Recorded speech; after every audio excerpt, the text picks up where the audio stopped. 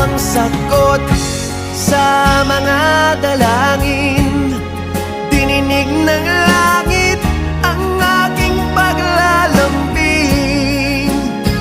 Kay tagal naghintay at ngayon'y dumating. Di na hahayaan na ika'y mawala.